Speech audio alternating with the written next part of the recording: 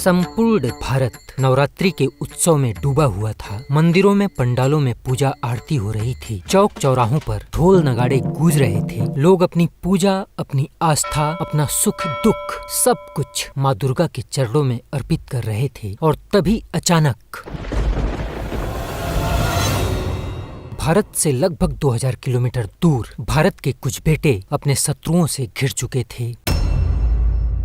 एक और देश की गलियों में आरती के सुर उठ रहे थे, वहीं दूसरी तरफ दुबई के इस मैदान में त्रिशूल की धार सा संघर्ष चल रहा था। मानो माँ दुर्गा के इस पर्व पर ही भारत के इन सपूतों की परीक्षा लिखी गई थी। सिर्फ 20 रन के टोटल स्कोर पर भारत अपने 3 विकेट खो चुका था और सोशल मीडिया के कुछ कीटाणु अचानक बाहर निकल आए थे। इंडिया के हम ऐसे गले में लाएंगे, ऐसे गले में लाएंगे कि इंडिया सोचता रहेगा कि ये पाकिस्तान ने हमारे साथ किया क्या है। तेरे में दम है, तेरी 7 पुश्तों में दम है, तो तू अब शाहीन को खेल के दिखा। ढेले ओवर में आउट करा तो मैं अपना नाम बदल दूंगा। सिर्फ शाहीन नहीं, रऊफ भी है। 150 का पेस आएगा, याद रखना, तुम लोग नहीं जीत सकते ये मैच। शत्रुओं की जुबां पर जहर था और उनकी आंखों में जश्न का उत्सव था। शत्रुओं को लग रहा था कि आज भारत को पराजित करके उनका एशिया विजय का ख्वाब पूरा होगा। भाई क्राउड देख ले किस तरह से शोर मचा रहे। भाई अभी विकेट चली गई है। अभिषेक शर्मा, सूर्य कुमार यादव और शुभमन गिल एक एक करके पवेलियन लौट चुके थे। भारत की यह त्रिमूर्ति सिर्फ 20 रन पर धराशायी हो चुकी थी। पूरा देश अपनी उंगलियों के नाखूनों को अपने दांतों से कुचल रहा था। संपूर्ण भारत के दिल में घबराहट और आंखों में बेचैनी साफ साफ दिखाई दे रही थी। कुछ ऐसी ही विषम परिस्थितियों में डगआउट के कोने में बैठे टीम इंडिया के कोच ने नवरात्रि के इस पावन उत्सव पर माँ दुर्गा का आह्वान किया और शत्रुओं के खिलाफ शुरू किया ऑपरेशन तिलक। 29 जून 2024 वह तारीख जो भारतीय क्रिकेट की यादों में सदा सर्वदा के लिए सुनहरे अक्षरों से दर्ज रहेगी। वह दिन जब भारत ने T20 विश्व कप की ट्रॉफी अपने नाम की। पूरे देश में जश्न का माहौल था। हर गली चौराहे पर दिवाली जैसा जश्न था। लेकिन इसी जश्न की चकाचौंध के बीच एक खबर ने करोड़ों दिलों को तोड़ दिया। This was my last T20 World Cup. This is an amazing game. I was telling Rohit today when we went out to bat, I was like, one day you feel like you can't get a run, and then you come out and then things happen. वह शख्स जो crease पर शेर की तरह दहाड़ते हुए दिखाई देता था, वही शेर आज मैदान छोड़ते हुए एक युग का अंत लिख रहा था।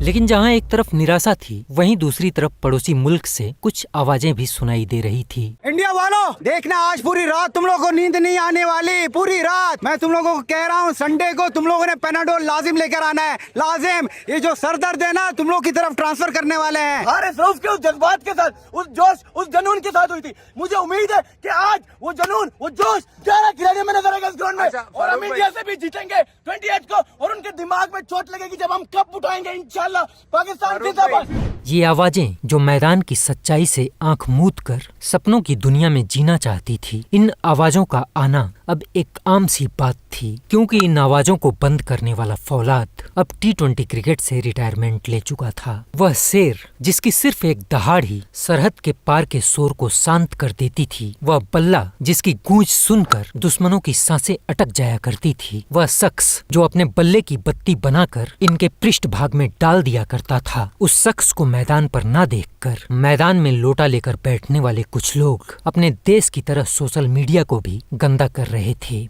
हमारी बेहतरीन एयरफोर्स है, हमारी बेहतरीन आर्मी है, जो रोकती भी है, ठोकती भी है, और तुम्हें पता भी है कि किस ब्रांड के साथ आप पंगा ले रहे हो, फिर अब रोते हो तुम। जीवे जीवे पाकिस्तान, जीवे जीवे पाकिस्तान। इंडिया वाले तैयार हो जाओ, पाकिस्तानी तोड़ भी देंगे और फोड़ भी देंगे और फोड़ भी देंगे और फोड़ भी देंगे पाकिस्तान। T20 विश्व कप की हार और चैंपियंस ट्रॉफी में पड़ी मार, इन दोनों जख्मों का दर्द अभी पड़ोसी मुल्क के सीने से उतरा भी नहीं था कि तभी एशिया कप के रूप में एक नई जंग का आगाज हो चुका था। एक तरफ टीम इंडिया के नए स्वरूप का अभिषेक हो रहा था, माथे पर तिलक और होठों पर गूंजता हुआ स्वर शिवम शिवम। पूरा भारत ऐसी नई और प्रतिभाशाली ऊर्जा में डूबा हुआ था। वहीं दूसरी तरफ पाकिस्तानियों की बकैती थमने का नाम नहीं ले रही थी। खैर, कई दशकों की हार का दर्द भुलाते हुए और सपनों में अपने जीत की खुशी मनाते हुए आटे और आलू की किल्लत से जूझ रहे पाकिस्तानी इस एशिया कप के लिए लाहौर के साइकिल स्टैंड से दुबई के लिए रवाना होते हैं।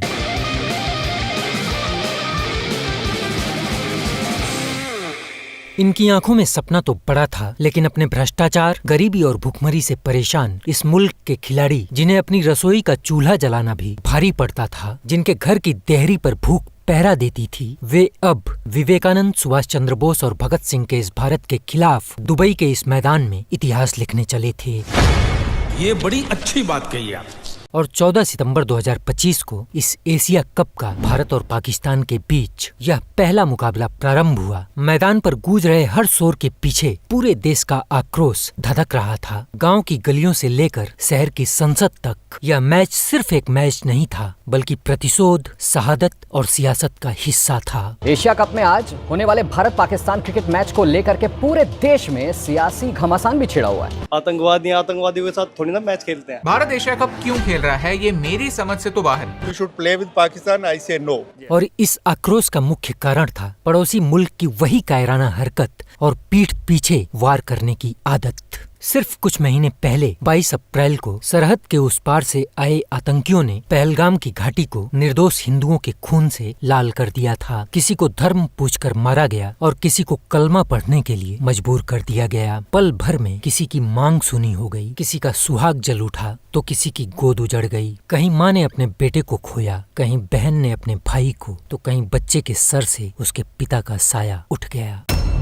लिहाजा यह मैच सिर्फ एक मैच नहीं था, बल्कि प्रतिशोध की आग में धधक रहा हुआ मैदान था, जहां नम आंखों और अंगार जैसी निगाहों के साथ टीम इंडिया ने इस युद्ध का शंखनाद किया था। अग्निकुंड की तरह दहक रहे इस मैदान में मैच की शुरुआत सिक्के से हुई और जैसे ही सिक्का जमीन पर गिरा, पड़ोसी मुल्क का यह कप्तान मुस्कुरा उठा। टॉस जीतकर पाकिस्तान ने पहले बल्लेबाजी करने का फैसला किया और प्रतिशोध की आग में जल रहे भारतीय गेंदबाजों ने हर गेंद को अग्निबाण की तरह इस्तेमाल किया और पूरे पाकिस्तान के विकेट पाकिस्तान के अहंकार की तरह बिखर गए और देखते ही देखते पूरा पाकिस्तान महज 127 रनों पर सिमट गया।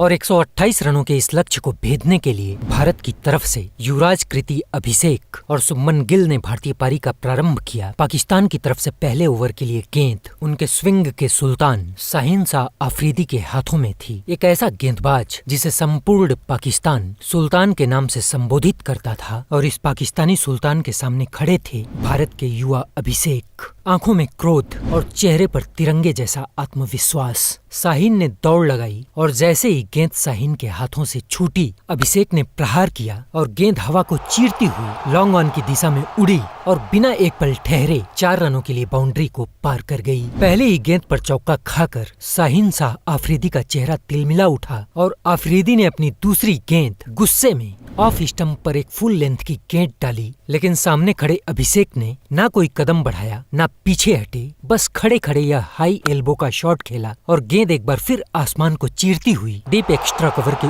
ऊपर से 6 रनों के लिए स्टैंड में दर्शकों के बीच जा गिरी। भारत का यह अभिषेक शाहीन शाह अफरीदी को नूर खान एयरबेस समझकर ब्रह्मोस मिसाइल की तरह टूट पड़ा था और हालात यह हो गया कि महज 2 गेंदों के अंदर ही पड़ोसी मुल्क की चीखें सुनाई देने लगी कि जनाब नूर खान एयरबेस पर भारत ने बेदर्दी से हमला करना शुरू कर दिया है। लेकिन अभिषेक का यह प्रहार यही नहीं थमा। सिर्फ 6 गेंदों का फासला गुजरा और शाहीन शाह अफरीदी पारी का तीसरा ओवर लेकर एक बार फिर लौटे और अभिषेक ने एक बार फिर पहली ही गेंद पर एक चौका और तीसरी गेंद पर एक गगनभेदी छक्का लगाकर पाकिस्तान के सबसे अनुभवी और खतरनाक गेंदबाज की धज्जियां उड़ाकर दुबई के इस मैदान में बिखेर दिया। इस मैच में अभी शाहीन ने सिर्फ 9 गेंदें फेंकी थी और उसका सुल्तान वाला रुतबा अभिषेक की इस दहाड़ के सामने राख हो चुका था और जब तक अभिषेक नाम का यह तूफान थमा, तब तक स्कोरबोर्ड कांप चुका था। सिर्फ 13 गेंदों में 31 रन बनाकर भारत के युवा अभिषेक ने पाकिस्तानी बॉलिंग लाइनअप को पटरी से उतार फेंका था। इसके बाद कप्तान सूर्या ने 47 रनों की एक ठोस पारी खेली और साथ ही तिलक वर्मा ने 31 रन जोड़ दिए और 25 गेंदें शेष रहते ही भारत ने यह मैच 7 विकेट से जीत लिया। दुबई का यह मैदान भारतीय तिरंगे के रंगों से रंग उठा और मैदान से लेकर स्टैंड तक हर पाकिस्तानी का चेहरा झुक गया और इस जीत के क्षण में कप्तान सूर्या और शिवम दुबे ने इन विरोधियों से बिना हाथ मिलाए सीधे डगआउट की तरफ लौट गए और टीम इंडिया का यह कदम किसी तिरस्कार से नहीं बल्कि एक गहरे और संवेदनशील संदेश से भरा था कि जिनके हाथ माँ बहनों के सिंदूर से रंगे हैं, उन हाथों से हम हाथ नहीं मिलाया करते हैं। 21 वाला मैच चाहिए आगा जी, 21 वाला मैच चाहिए। शुरू करो ना अब इनको मारना कि I am proud of Pakistan army. जिस तरह पाकिस्तान आर्मी ने इनके राफेल गिराए हैं, उसके बाद एशिया कप बैन होता है, बैन हो जाए, बाहर में जाए एशिया कप। अब क्या देखने को रह गया यार, हाथ नहीं मिलाए जा रहे, ड्रेसिंग रूम के दरवाजे बंद किए जा रहे हैं। इस पराजय के बाद संपूर्ण पाकिस्तान में सिर्फ और सिर्फ अभिषेक का नाम गूंज रहा था। पाकिस्तान के दिलों में अब अभिषेक का भय उतना ही गहरा बैठ चुका था जितना कि ब्रह्मोस मिसाइल का नाम सुनते ही पड़ोसी मुल्क का दिल थरथरा उठता है। एक शर्मा गया और दूसरा शर्मा आ गया, उसका नाम है Abhishek Sharma. Back lift check करो यार, बल्ला जब वो मतलब छक्का मारता, बल्ला देखो पीछे पूरी कमर तक जाता है उसका, तो उसकी बैक लिफ्ट देखो कितनी जबरदस्त है। अभिषेक शर्मा अभी तक डोमिनेट कर रहा है। अभिषेक शर्मा यार, मतलब कि क्या कमाल का लड़का है यार। मैं हैरान होता हूँ, हमारे पास भी यंगस्टर्स हैं, दुनिया के पास भी यंगस्टर्स हैं, बट ये जो इंडिया के पास यंगस्टर्स है ना, इनका कोई कमाल का ही लेवल है यार। So this boy is something special, he's got bright future ahead. Abhishek Sharma. इस हार के बाद संपूर्ण पाकिस्तान बदले की आग में जल रहा था और 6 दिन बाद यानी 21 सितंबर 2025 को इस एशिया कप के सुपर 4 में भारत और पाकिस्तान एक बार फिर एक दूसरे के आमने सामने थे। ग्रुप स्टेज में भारत के हाथों पराजित होने के बाद सुपर 4 के इस मैच के लिए सिक्का हवा में उछाला जाता है। अपनी गरीबी, भुखमरी और भ्रष्टाचार से जूझ रहा यह मुल्क सिक्का हार जाता है। पड़ोसी मुल्क को यह उम्मीद थी कि सिक्का जीतकर वे अपनी अर्थव्यवस्था में सुधार करके अपनी भुखमरी पर कुछ नियंत्रण करेंगे, लेकिन किस्मत ने उनसे यह सिक्का भी छीन लिया। और आज भी टीम इंडिया के कप्तान सूर्या ने टॉस जीतने के बाद पड़ोसी मुल्क के कप्तान हागा से हाथ नहीं मिलाया।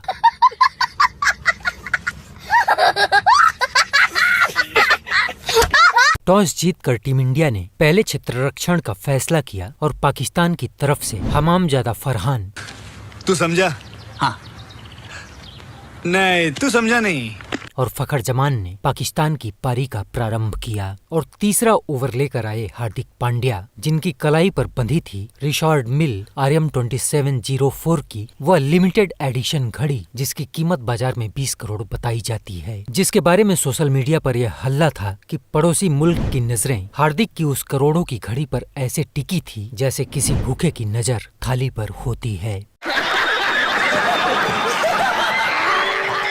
और हार्दिक ने जैसे ही अपने ओवर की यह गेंद फेंकी, फखर जमान की नजर गेंद से हटकर हार्दिक की उस लिमिटेड एडिशन घड़ी पर जाकर ठहर गई और फखर जमान गेंद को टाइम करना भूल गया और संजू ने एक आसान सा कैच लेकर पड़ोसी मुल्क की इस प्रारंभिक जोड़ी को तोड़ दिया। और फखर जमान के जाने के बाद हमामजादा फरहान का साथ देने के लिए मैदान पर खड़ा था शून्य अय्यूब, और हमामजादा फरहान और शून्य अय्यूब ने मिलकर पाकिस्तान की पारी को संभाल लिया। 9 ओवर का खेल खत्म हो चुका था और पाकिस्तान सिर्फ 1 विकेट के नुकसान पर 83 रन बना चुका था और स्कोरबोर्ड को देखकर अब पाकिस्तानी भारत को पराजित करने का ख्वाब एक बार फिर से पाल बैठे थे। कहाँ गया बुमराह? कब लेगा विकेट?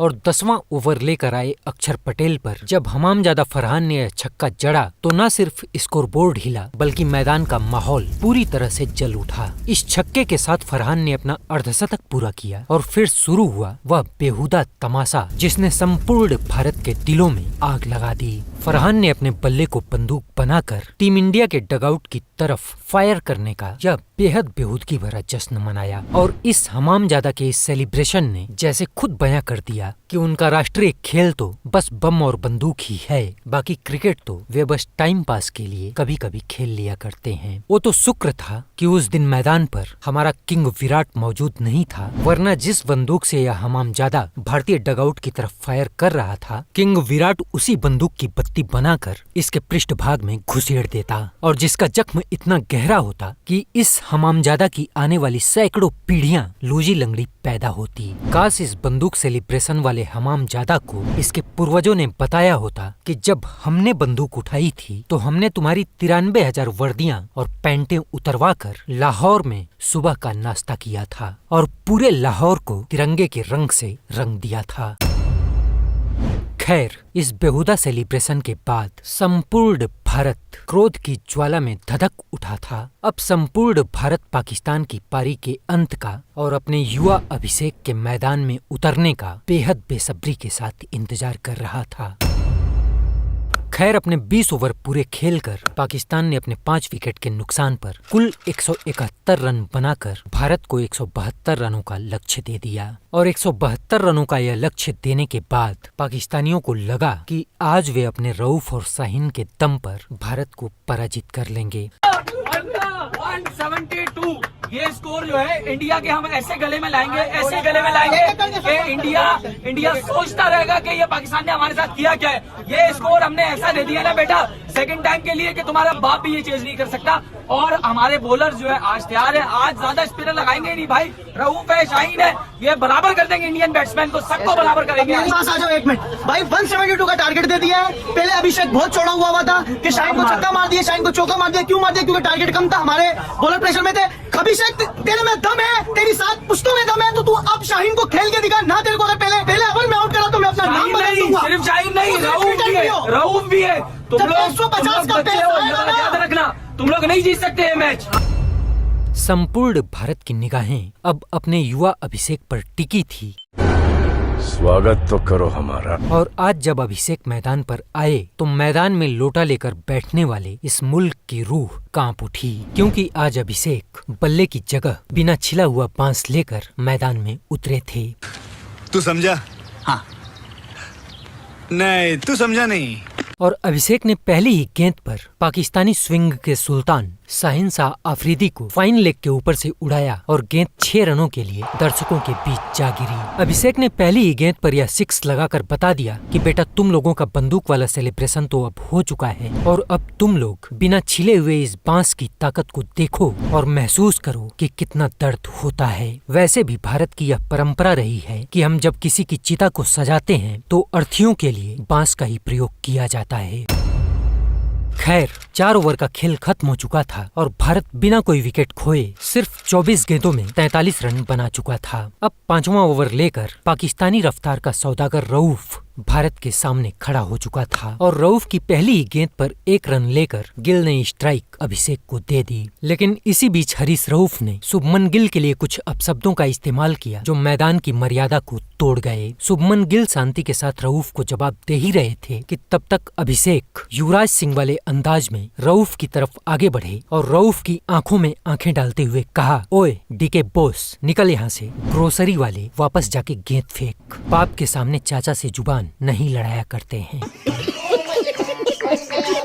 पूरा मैदान खामोश था। रऊफ कुछ पल के लिए सहमा सा अभिषेक को देखता रहा और अभिषेक भौरे चल निकल यहाँ से कहते हुए अपनी स्ट्राइक पर जाकर खड़े हो गए। और इसके बाद अगली ही गेंद पर अभिषेक ने रऊफ के ऊपर प्रहार किया और गेंद दंदनाते हुए 4 रनों के लिए बाउंड्री के बाहर चली गई। इस विवाद के बाद पड़ोसी मुल्क ने अभिषेक का वह तांडव देखा जिस तांडव ने पड़ोसी मुल्क की शाम सन्नाटे में तब्दील कर दी। अभिषेक ने इस मैच में सिर्फ 39 गेंदों में 74 रनों की एक बेहद आक्रामक पारी खेली जिसमें 6 चौके और 5 छक्के शामिल थे। और अभिषेक के बिना छिले हुए इस बांस के प्रहार से सोशल मीडिया पर बकैती कर रहे बकैतों की गांव ऐसी तहस नहस हुई कि उन्होंने सोशल मीडिया पर गंदगी फैलाना छोड़कर पंचर साटने की दुकान खोलना उचित समझा। और जब अभिषेक 13वें ओवर में 123 रन के टोटल स्कोर पर आउट हुए तब तक टीम इंडिया जीत की दहलीज पर खड़ी हो चुकी थी। अब भारत को जीत के लिए 46 गेंदों में सिर्फ 48 रनों की जरूरत थी। लेकिन तभी खेल के इस मैदान पर जहां गेंद का जवाब बल्ले से दिया जा रहा था वहां डीके बॉस भौरे हरीश रऊफ ने अपनी कायरता का एक और परिचय दिया। भौरे रऊफ ने अपनी 6 उंगलियों को हवा में उठाया, फिर अपनी हथेली को विमान का आकार दिया और उसी विमान को हवा में उड़ाकर जमीन से टकराकर गिरा दिया। संपूर्ण भारत को यह समझते हुए देर नहीं लगी कि यह कोई जश्न नहीं था बल्कि एक कटाक्ष था ऑपरेशन सिंदूर पर। वो ऑपरेशन जिसमें भारत ने नूर खान एयरबेस से लेकर इनकी नानी का घर तक याद दिलवा दिया था। भौरे रऊफ के इस इशारे का मतलब साफ था कि हमने ऑपरेशन सिंदूर में भारत के 6 प्लेन मार गिराए थे जो कि पाकिस्तानी आर्म्ड फोर्स, उनकी सरकार और उनकी सोशल मीडिया का एक सर्वमान्य झूठ था, क्योंकि वो प्लेन तो सिर्फ पाकिस्तानियों के कल्पना के आसमान में ही उड़ रहे थे और हकीकत में तो सिर्फ पाकिस्तानियों का भ्रम ही क्रैश हुआ था। खैर कुछ ही देर बाद यह मैच भारत ने बड़ी आसानी से 6 विकेट के साथ जीत लिया था। इसीलिए मैदान पर खड़ा यह भंवरा हरीश रऊफ इस मैच में बचने में कामयाब हो गया। लेकिन उसकी यह हरकत टीम इंडिया के साथ साथ संपूर्ण भारत के जेहन में ज्वालामुखी बनकर जल उठी थी। प्रतिशोध की यह अग्नि इस मैदान पर आज अधूरी रह गई थी, लेकिन इस कहानी का क्लाइमेक्स अभी बाकी था।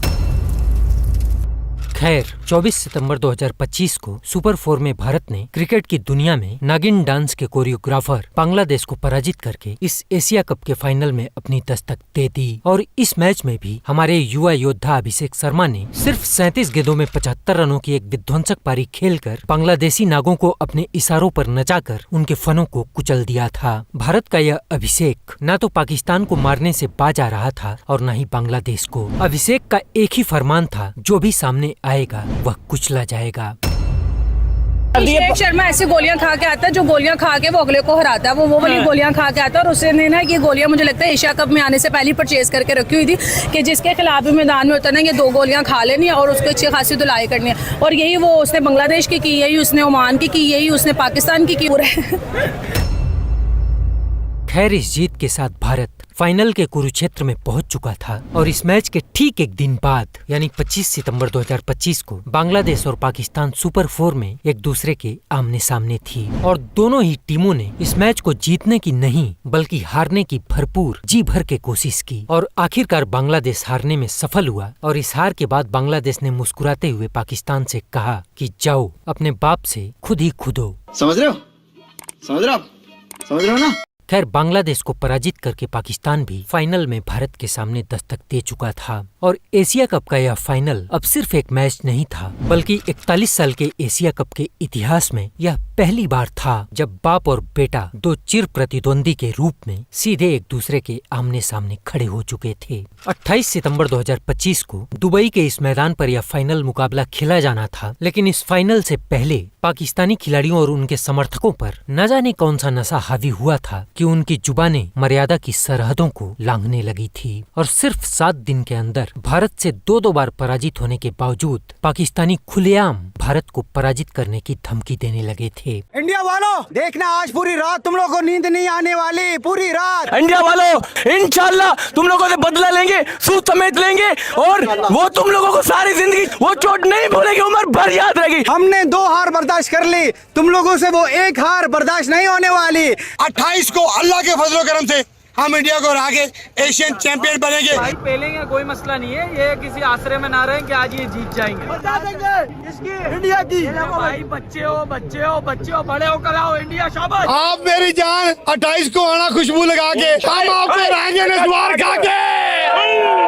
हमें आपने 2 मैच हराए, हम वो तो भूल जाएंगे, लेकिन आपका बच्चा नया पैदा होने वाला मरने वाला कोई भी नहीं भूल पाएगा वो जो फाइनल हम हराएंगे इंडिया को on Sunday 20th। See you on Sunday इंशाल्लाह। सोशल मीडिया से लेकर न्यूज चैनलों तक हर जगह एक ही शोर था कि इस बार एशिया कप का यह ताज हमारा होगा। 28 सितंबर को यह फाइनल खेला जाना था और पाकिस्तानी सोशल मीडिया पर आकर चिल्ला रहे थे, हागा जी हमें 28 वाला मैच चाहिए, 28 वाला मैच चाहिए आगा जी। जहां हागा हागा हागा सुनकर संपूर्ण भारत को बदबू सी आ रही थी और पड़ोसी मुल्क सोशल मीडिया पर भारत को पराजित करने का दम्भ तो भर रहा था, लेकिन युवराज के अभिषेक का खौफ उनके जेहन से निकल नहीं रहा था। और फाइनल से 1 रात पहले पूरा पाकिस्तानी ड्रेसिंग रूम जागता रहा और उनकी टीवी स्क्रीन पर सिर्फ और सिर्फ भारत के इस युवा अभिषेक की बल्लेबाजी का रिप्ले देखा जाता रहा। अभिषेक का हर शॉट, हर प्रहार, हर चौका और छक्का पाकिस्तानी ड्रेसिंग रूम के जेहन में गूंज रहा था। उस रात पड़ोसी मुल्क ने रात भर जागकर भारत के इस अभिषेक के खिलाफ सिर्फ रणनीति नहीं बल्कि एक पूरा का पूरा संविधान तैयार किया। खैर 28 सितंबर 2025 को इस महासंग्राम के लिए सिक्का उछाला जाता है और भारतीय कप्तान सूर्य कुमार यादव ने टॉस जीतकर हागा को बल्लेबाजी करने का आमंत्रण दिया। हमामजादा फरहान और फखर जमान की जोड़ी ने एक बार फिर पाकिस्तान की पारी का प्रारंभ किया और पावर प्ले खत्म होने तक इन दोनों बल्लेबाजों ने बिना कोई विकेट खोए पाकिस्तान के स्कोर बोर्ड पर 45 रन खड़े कर दिए। सभी भारतीय गेंदबाजों की गेंदें पाकिस्तान के इन दोनों प्रारंभिक बल्लेबाजों पर आज बेअसर साबित हो रही रही थी। 9वें ओवर में कुलदीप की चौथी गेंद पर बंदूकबाज हमामजादा फरहान ने यह 2 रन लेकर अपना अर्धशतक पूरा किया और इस अर्धशतक लगाने की खुशी में पड़ोसी मुल्क ने इसको हिलाले पाकिस्तान के सम्मान से नवाजते हुए भारत को आंखें दिखाना शुरू कर दिया। हम आज जीतने के लिए आए, हमें एशिया कप का फाइनल सिर्फ इंडिया को हराना, ट्रॉफी इंडिया को दे देंगे, भीख ले जाओ तुम, लेकिन हमें फाइनल इंडिया से जीतना है। 7 ओवर में 57 स्कोर हो गया है, अल्हम्दुलिल्लाह एक भी विकेट नहीं गिरी है। और भाई क्या हो गया? 9.3 ओवर का खेल समाप्त हो चुका था और पाकिस्तान ने बिना कोई विकेट खोए 84 रन इकट्ठा कर लिए थे। स्टेडियम से लेकर टीवी के सामने बैठी हर भारतीय आंखों में अब बेचैनी स्पष्ट रूप से दिखाई देने लगी थी और दूसरी तरफ पड़ोसी मुल्क अपने इन दोनों बल्लेबाजों के इस पराक्रम को देखकर जस्सी, वरुण और कुलदीप सबको खुलेआम चुनौती देने लगे थे। कहां गया बुमराह? कब लेगा विकेट? पाकिस्तानियों को लग रहा था कि आज का दिन उनका है। आज वे भारत के सामने 200 से ऊपर का पहाड़ खड़ा करेंगे और उस पहाड़ के नीचे भारत की उम्मीदों को दफना देंगे। डगआउट में बैठे पड़ोसी मुल्क के खिलाड़ी और स्टैंड में बैठे उनके समर्थक हर चौके और छक्के पर ऐसे उछल रहे थे जैसे उन्होंने अपने भ्रष्टाचार, भुखमरी और गरीबी को मिटा दिया हो, जैसे उन्होंने हमारे ब्रह्मोस के समकक्ष किसी मिसाइल का निर्माण कर लिया हो, जैसे उन्होंने भारत की अर्थव्यवस्था को पछाड़ दिया हो, जैसे उन्होंने भारत से कश्मीर छीन लिया हो। लेकिन अपने झंडे पर चांद रखकर जो पाकिस्तानी आज इतना गुमान कर रहे थे, वे भूल चुके थे कि भारत उसी चांद पर विचरण करके पूरी दुनिया में अपनी विजय का इतिहास लिखता है।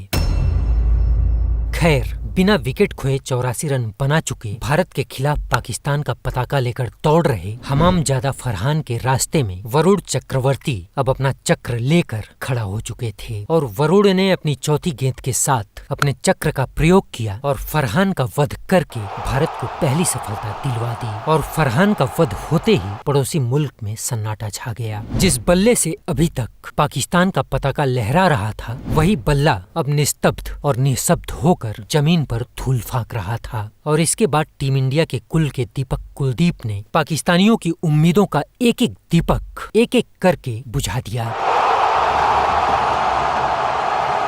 17 ओवर का खेल खत्म हो चुका था और अपने शीघ्र पतन की बीमारी से जूझ रहा पाकिस्तान सिर्फ 134 रन के टोटल स्कोर पर अपने 8 विकेट खो चुका था। कुलदीप ने अपने 4 ओवर के स्पेल में सिर्फ 30 रन खर्च करके पाकिस्तान के मध्य क्रम के 4 विकेट ऐसे उखाड़े थे मानो किसी ने सिर्फ एक झटके में पड़ोसी मुल्क के उम्मीदों की पूरी नींव को हिला दिया था। कुलदीप के इस स्पेल ने न सिर्फ पाकिस्तान की बल्लेबाजी की रीढ़ तोड़ी थी, बल्कि उनके शीघ्र पतन की बीमारी को पूरी दुनिया के सामने उजागर कर दिया था। लेकिन पाकिस्तान की इस पारी का सबसे ज्वलंत पल तब आया जब 18वें ओवर में स्ट्राइक पर खड़ा था पाकिस्तानी एयरफोर्स का स्वघोषित स्क्वाड्रन लीडर हरीश रऊफ। वही रऊफ जो पिछले मैच में मैदान पर प्लेन उड़ा रहा था और सोशल मीडिया पर अपनी आर्म्ड फोर्स की फर्जी शौर्य गाथाएं गा रहा था और सामने गेंद लेकर खड़े थे क्रिकेट की दुनिया में भारत के ब्रह्मोस लांचर जसप्रीत बुमराह। और अपने इस ओवर की 5वीं गेंद पर जस्सी ने अपना ब्रह्मोस दागा और हरीश रऊफ नूर खान एयरबेस की तरह धूल और धुएं में तब्दील हो गया। और फिर जसप्रीत ने भी अपनी 5 उंगलियां खोली, उन्हें प्लेन बनाकर उड़ाया और मुस्कुराते हुए रऊफ की आंखों में देखा और जस्सी की आंखें जैसे कह रही थी कि बेटा, हमारे ब्रह्मोस ने दुश्मनों के एयरबेस को बिल्कुल इसी तरह से तबाह किया था। खैर, जो पाकिस्तान 13 ओवर की समाप्ति तक सिर्फ 2 विकेट खोकर 113 रन बनाकर 200 के पार जाने का ख्वाब देख रहा था, वही पाकिस्तान अपने शीघ्र पतन की बीमारी से परेशान होकर 146 रनों के टोटल स्कोर पर सिमटकर हकीम एम जुबैर के पास अपने शीघ्र पतन का इलाज करवाने के लिए जा खड़ा हुआ।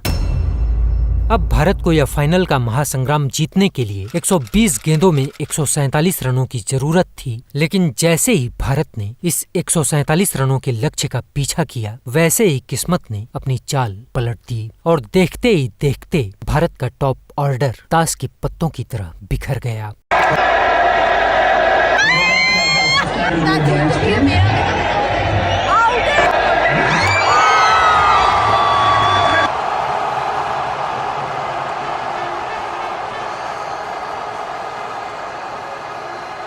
पहले अभिषेक, फिर सूर्या और उसके बाद शुभमन, एक एक करके भारत की यह त्रिमूर्ति पवेलियन वापस लौट गई और स्कोर बोर्ड पर जो दिखाई दे रहा था उसे देखकर संपूर्ण भारत की सांसें जैसे अटक सी गई थी। 4 ओवर का खेल समाप्त हो चुका था और भारत सिर्फ 20 रन के टोटल स्कोर पर अपने टॉप ऑर्डर के तीनों बल्लेबाजों को खो चुका था और अभिषेक का विकेट जब गिरा था तब पाकिस्तानियों के शोर से तो जैसे दुबई का यह आसमान ही फट पड़ा था।